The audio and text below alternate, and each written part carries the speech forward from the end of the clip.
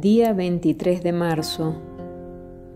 Santo Toribio de Mogrovejo, obispo. Biografía. Nació en España hacia el año 1538 y estudió Derecho en Salamanca. El año 1580 fue nombrado obispo de Lima y partió para América. Inflamado de celo apostólico, celebró frecuentes sínodos y concilios con el fin de promover la vida religiosa de todo aquel territorio. Defendió con valentía los derechos de la Iglesia, atendió con solicitud a la grey que le había sido encomendada, visitándola con frecuencia y preocupándose de un modo especial por la población autóctona. Murió en el año 1606. Toribio era graduado en Derecho y había sido nombrado presidente del Tribunal de Granada, España, cuando el emperador Felipe II, al conocer sus grandes cualidades, le propuso al sumo pontífice para que lo nombrara arzobispo de Lima. Roma aceptó y envió el nombramiento, pero Toribio tenía mucho temor a aceptar. Después de 3 meses de dudas y vacilaciones, aceptó. El arzobispo que lo iba a ordenar de sacerdote le propuso darle todas las órdenes menores en un solo día, pero él prefirió que le fueran confiriendo una orden cada semana, para así irse preparando debidamente a recibirlas. En 1581 llegó Toribio a Lima como arzobispo. Su arquidiócesis tenía dominio sobre Perú, Ecuador, Colombia, Venezuela, Bolivia, Chile y parte de Argentina.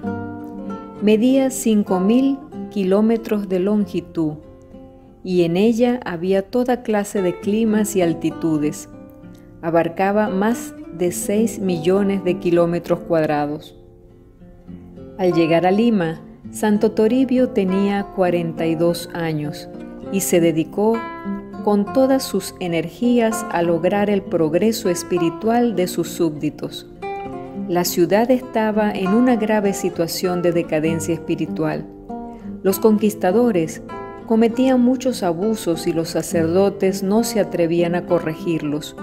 Muchos, para excusarse del mal que estaban haciendo, decían que esa era la costumbre. El arzobispo le respondió que Cristo es verdad y no costumbre, y empezó a atacar fuertemente todos los vicios y escándalos. A los pecadores públicos los reprendía fuertemente, aunque estuvieran en altísimos puestos. Las medidas enérgicas que tomó contra los abusos que se cometían le atrajeron muchas persecuciones y atroces calumnias. Él callaba y ofrecía todo por amor a Dios, exclamando: «Al único que es necesario siempre tener contento es a nuestro Señor». 3 veces visitó completamente su inmensa arquidiócesis de Lima. En la primera vez gastó 7 años recorriéndola.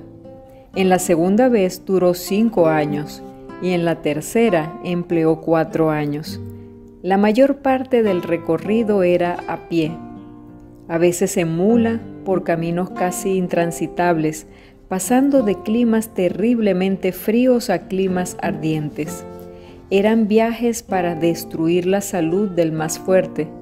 Muchísimas noches tuvo que pasar a la intemperie o en ranchos miserabilísimos durmiendo en el puro suelo.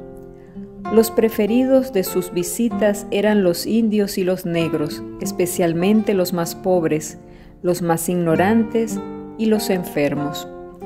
Logró la conversión de un enorme número de indios. Cuando iba de visita pastoral, viajaba siempre rezando. Al llegar a cualquier sitio, su primera visita era al templo.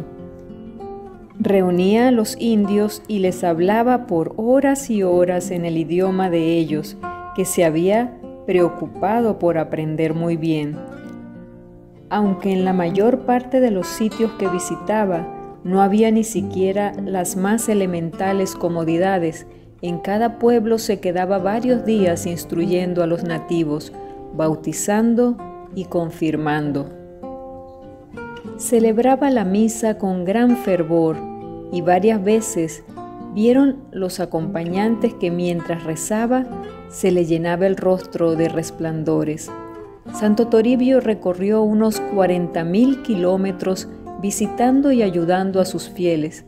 Pasó por caminos jamás transitados, llegando hasta tribus que nunca habían visto un hombre blanco. Al final de su vida envió una relación al rey contándole que había administrado el sacramento de la confirmación a más de 800.000 personas. Una vez una tribu muy guerrera salió a su encuentro en son de batalla. Pero al ver al arzobispo tan venerable y tan amable, cayeron todos de rodillas ante él y le atendieron con gran respeto las enseñanzas que les daba. Santo Toribio se propuso reunir a los sacerdotes y obispos de América en sínodos o reuniones generales para dar leyes acerca del comportamiento que deben tener los católicos.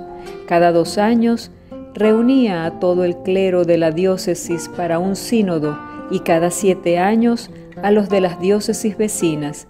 Y en estas reuniones se daban leyes severas y a diferencia de otras veces en que se hacían leyes pero no se cumplían, en los sínodos dirigidos por Santo Toribio, las leyes se hacían y se cumplían, porque él estaba siempre vigilante para hacerlas cumplir. Nuestro santo era un gran trabajador. Desde muy de madrugada ya estaba levantado y repetía frecuentemente: nuestro gran tesoro es el momento presente.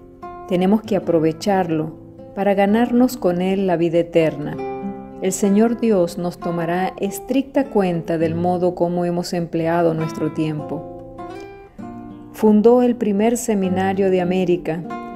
Insistió y obtuvo que los religiosos aceptaran parroquias en sitios supremamente pobres. Casi duplicó el número de parroquias o centros de evangelización en su arquidiócesis. Cuando él llegó había 150 y cuando murió ya existían 250 parroquias en su territorio.